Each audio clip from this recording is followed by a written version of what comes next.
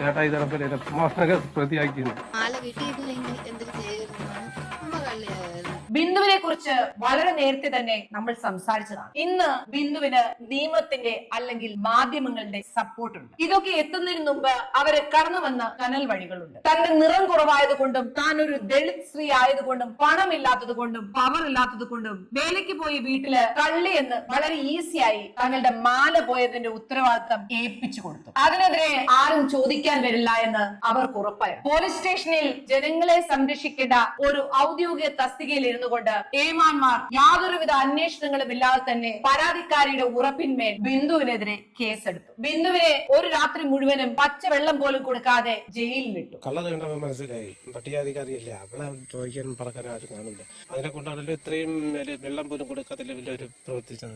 വെള്ളം ചോദിച്ചപ്പോൾ പറഞ്ഞത് ശുചിമുറിയിൽ നിന്ന് കുടിച്ചുകൊള്ളാൻ. ബിന്ദുവിന്റെ വീട്ടിലേക്ക് അവളെ കൊണ്ടുപോയി മക്കളുടെയും ഭർത്താവിന്റെയും മുമ്പിൽ വെച്ച് കള്ളി എന്ന് വിളിച്ച് അന്വേഷണം. അവിടെയും ഒന്നും കിട്ടാതെ വന്നപ്പോൾ സ്വന്തം ഭർത്താവിനെ പോലും കാണാൻ അവസരം കൊടുക്കാതെ വീണ്ടും കസ്റ്റഡിയിലേക്ക്. എന്റെ മോൻ ചെന്ന സമയത്ത് പറയും നീ ഒന്ന് ഭക്ഷണം കൊടുക്കണ്ട, നീ ഭക്ഷണം കൊടുത്ത് ഒരു പ്രതിയെ കിട്ടിയപ്പോ ഭക്ഷണം കൊടുത്ത് വിഷം കൊടുത്ത് കൊല്ലാൻ കൊണ്ടുവരണം. ആഹാരവുമായി ചെന്ന മകനെ വിഷം കൊടുത്ത് പ്രതിയെ കൊല്ലാൻ വന്നവരെന്ന് വിളിച്ച് ആട്ടി ഓടിച്ചു. പ്രതിയെ കിട്ടാൻ അത്രയ്ക്ക് ബുദ്ധിമുട്ടാണെങ്കിൽ സ്വന്തം വീട്ടിലുള്ളവരെ തന്നെ പ്രതി ചേർക്കുക, അല്ലാതെ വളരെ നിഷ്കളങ്കരായി അന്നത്തെ അന്നത്തിന് വേണ്ടി പണിയെടുക്കുന്നവരെയല്ല ഉപയോഗിക്കേണ്ടത്. അവസാനം പരാതിക്കാരുടെ വീട്ടിൽ നിന്ന് തന്നെ മാല കിട്ടിയപ്പോൾ ഭീഷണിയുടെ സ്വരത്തിൽ ഇവിടെയെങ്കിലും കണ്ടുപോകരുതെന്ന് പറഞ്ഞേക്കുക. ഓമനിക്കും മകൾക്കുമെതിരെ യാതൊരുവിധ പരാതിയുമില്ല. അവസാനം താൻ അനുഭവിച്ച വേദനയുമായി മുഖ്യമന്ത്രിയുടെ ഓഫീസിലേക്ക് നേരിട്ട് ബിന്ദു വായി തെറ്റി പറഞ്ഞു എന്ന് പറയുന്ന ഒരു കാര്യമുണ്ട്. നമ്മുടെ മുഖ്യമന്ത്രി ഓഫീസിൽ ചെന്നപ്പോ അവിടെ ചെന്ന് ഞങ്ങൾ പരാതി സാറിന്റെ കൈ കൊടുത്തു. സാറിങ്ങനെ വായിച്ചൊന്നുമില്ല, എടുത്ത് അങ്ങോട്ട് ഇട്ടിട്ട് പറഞ്ഞു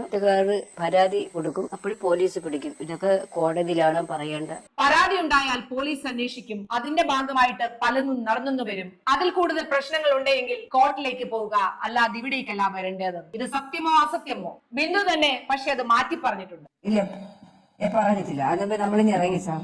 ഇത്രയൊക്കെ കേട്ടിട്ട് താൻ ഇങ്ങ് ഇറങ്ങിപ്പോന്നു. പക്ഷെ തന്റെ വക്കീലാണ് ബാക്കി കേട്ടത്. ഇനിയുമുണ്ട് കാര്യം. ഈ നിമിഷം വരെ നമ്മളാരും ഓമന ഡാനിയൽ എന്ന ആ സ്ത്രീയെ നേരിട്ട് കണ്ടിട്ടില്ല. മാധ്യമങ്ങൾ നമ്മൾക്കത് കാണിച്ചു തന്നിട്ടില്ല. അതേപോലെ തന്നെ സസ്പെൻഷൻ ഏറ്റുവാങ്ങിയിരിക്കുന്ന പ്രസാദും ബിന്ദുവിനെ ക്രൂരമായി അസഭ്യവർഷം പറഞ്ഞ പച്ചവെള്ളം പോലും കൊടുക്കാതിരുന്ന പ്രസന്നനും ആരാണെന്ന് നമ്മൾക്കറിയില്ല. തെറ്റ് ചെയ്തവരെയും സമൂഹം മാറ്റി നിർത്തണ്ടേ? ജനങ്ങളെ സംരക്ഷിക്കേണ്ട ഒരു സ്ഥാനത്തിരിക്കുന്നവർ ഇങ്ങനെ കാണിച്ചാൽ വെറും സസ്പെൻഷൻ മാത്രമാണോ അതിനുള്ള ഉത്തരം? ഓമന ഡാനിയൽ കൊടുക്കേണ്ട നഷ്ടപരിഹാരത്തെ കുറിച്ച് എന്തുകൊണ്ടാണ് ഇവിടെ ആരും സംസാരിക്കാത്തത്? ഒരു സ്ത്രീയുടെ മാനാഭിമാനങ്ങൾക്ക് വില പറഞ്ഞ ഈ ഒരു സംഭവത്തിൽ എത്രത്തോളം നഷ്ടപരിഹാരം കൊടുത്താലും അതൊന്നും ആകില്ലെങ്കിലും അവര് ഒരു കോള് പോലും ബിന്ദുവിനെ ചെയ്തിട്ടില്ല എന്നാണ് അറിയാൻ കഴിഞ്ഞത്.